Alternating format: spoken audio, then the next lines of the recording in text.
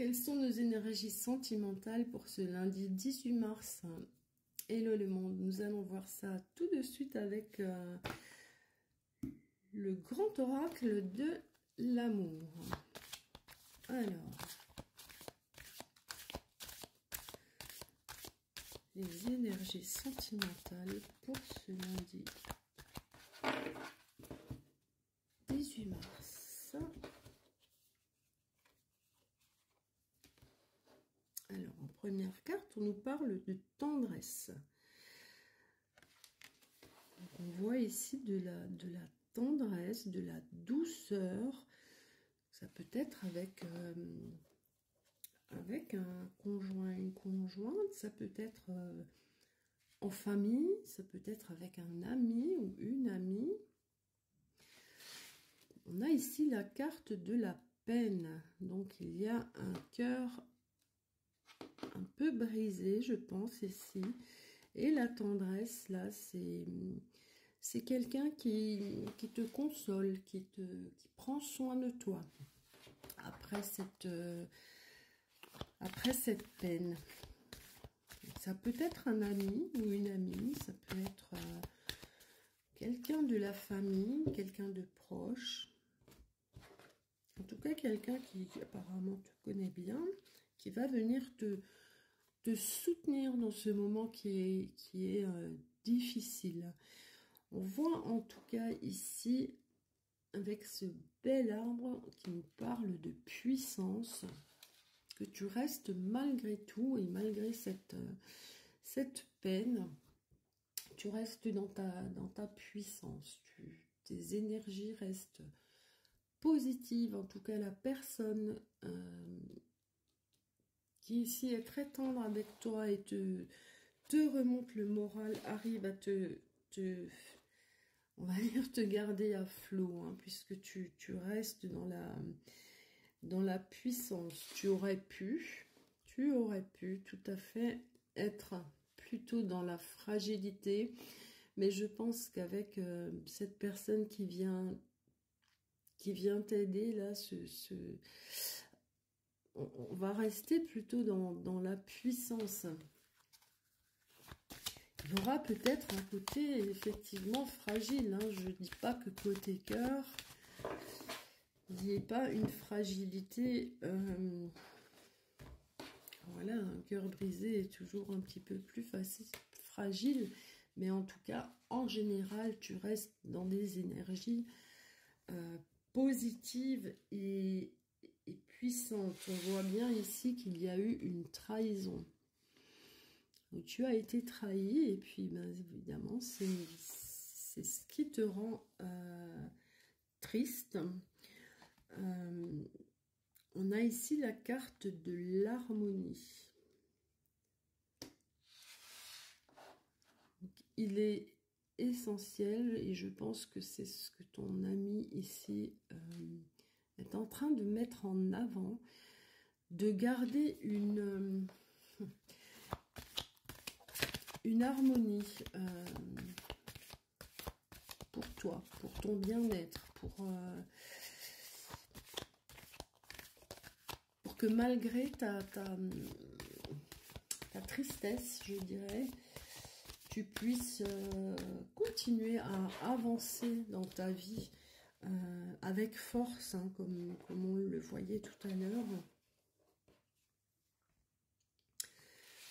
On a ici la libération. Donc finalement, j'ai envie de dire que suite à cette trahison-là, et ton cœur blessé, c'est plutôt une libération. Alors tu t'en rends peut-être pas encore compte, parce que sur le coup, évidemment, c'est plus la tristesse qui va prendre le dessus. Mais c'est une libération, c'est une personne dont il fallait que tu te libères. Cette libération, elle est positive même, puisqu'on voit ici que tu vas retourner dans l'harmonie. J'ai envie de dire, c'est pas une grande perte, même si c'est difficile à dire, à entendre. alors qu'on a encore son cœur brisé. Mais bon, des fois, il vaut mieux que les choses se fassent assez rapidement pour qu'on soit fixé tout de suite par rapport à la personne qu'on a en soi. Et regarde ce qui arrive ici. Un coup de foudre. Donc, je pense que très rapidement,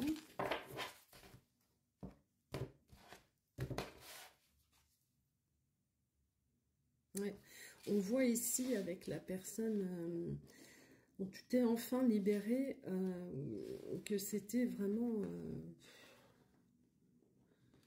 une période de crise. Enfin, les trahisons là ont été pour toi quelque chose de difficile à... C'est toujours difficile, hein. Mais c'est très difficile à encaisser parce que évidemment personne n'aime être trahi, surtout quand c'est quelqu'un en qui on a confiance. C'est d'autant plus difficile à accepter. On voit ici que tu t'imposes une période de solitude, ce qui est tout à fait compréhensible parce que on a souvent besoin pour retrouver cette harmonie d'avoir une petite période de solitude là pour se retrouver en fait. Il faut se retrouver, même si on a un coup de foudre annoncé là. C'est peut-être un petit peu trop tôt, il faut peut-être attendre un petit peu. Et pourtant, ce coup de foudre, on nous parle de concrétisation. On nous parle ici de concrétisation. Et on nous dit prudence. Peut-être que c'est trop rapide. Peut-être que ça va trop vite. Parce que tu avais décidé là d'un moment de solitude. Et ce coup de foudre qui arrive, là, c'est peut-être trop rapide. C'est peut-être quelqu'un qui a un coup de foudre pour toi. Mais est-ce que toi, tu es prête ou prêt? On a pourtant la concrétisation et on a ici la fidélité. Donc la personne qui arrive pourrait être une personne fidèle. Hein.